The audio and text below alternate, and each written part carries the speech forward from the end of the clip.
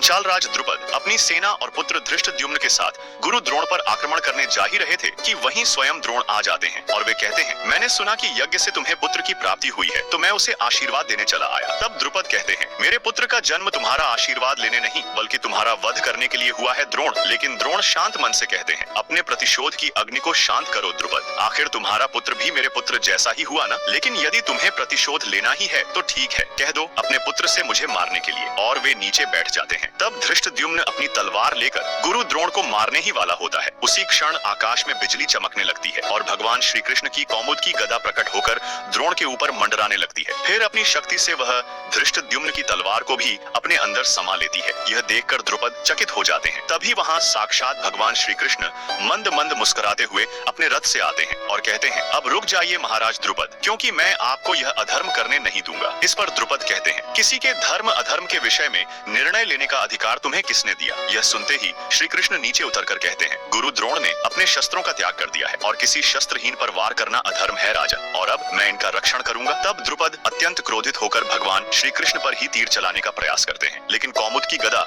उनके सभी शस्त्रों को अपने अंदर समा लेती है और द्रुपद के सभी सैनिकों का वध कर देती है। फिर श्री कृष्ण अपनी गदा से द्रुपद को मारने ही वाले होते हैं। तभी वहां द्रौपदी बीच में आकर उनके प्राणों की रक्षा करती है।